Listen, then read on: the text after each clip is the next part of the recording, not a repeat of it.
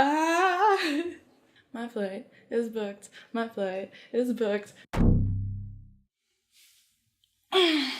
So I just woke up and I got an email from Google Price Alerts to tell me that my flight of no return is fairly cheap. I had a flight on alert to tell me if it's gonna be under $300, which it's not, but it's still pretty cheap to go all the way across the Atlantic. I was looking at a flight for Tuesday, August 21st.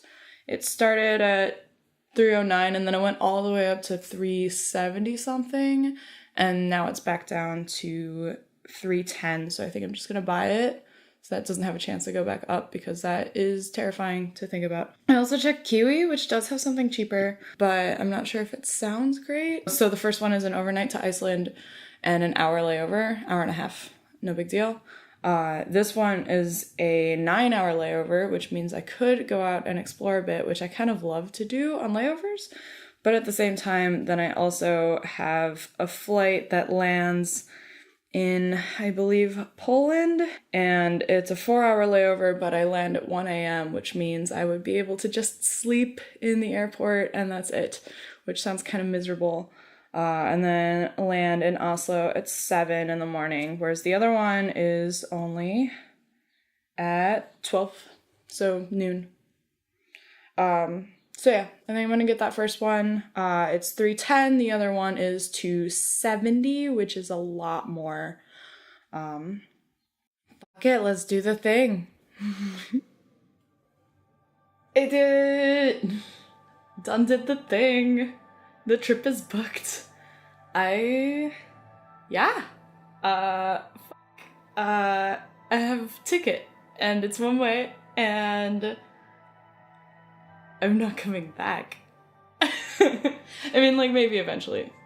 I mean, like, actually maybe in, like, 3 months, but I'm swearing a lot.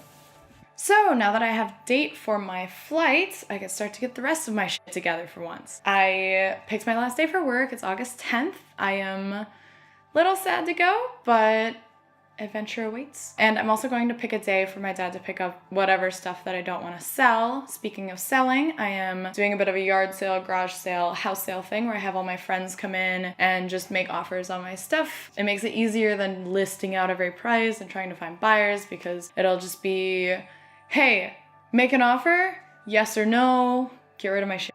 And since my flight is August 21st, I should have about a week to find an apartment in Oslo. There's a lot of students coming in and out, so I'm sure there will be plenty of options to rent.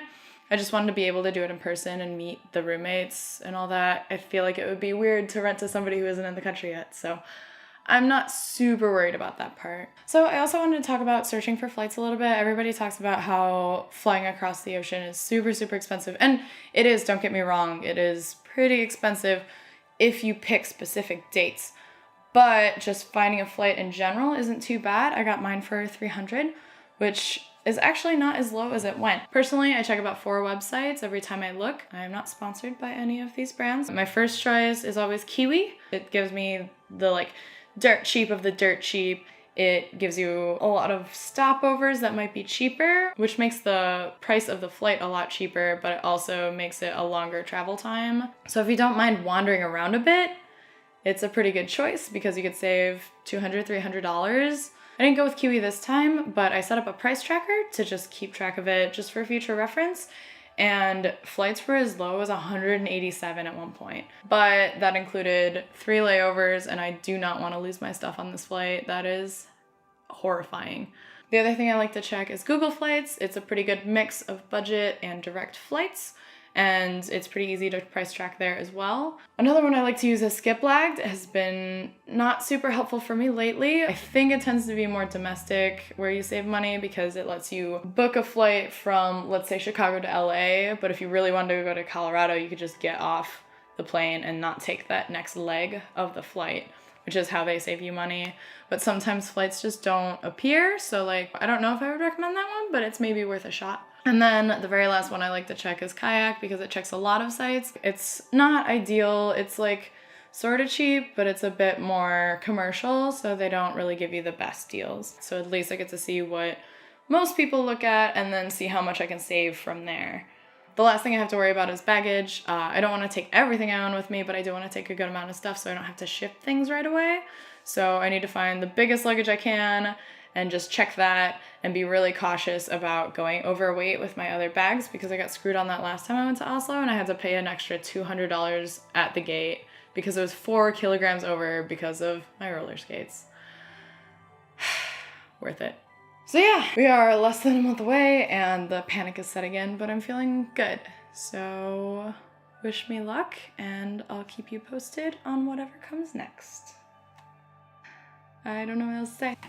Bye!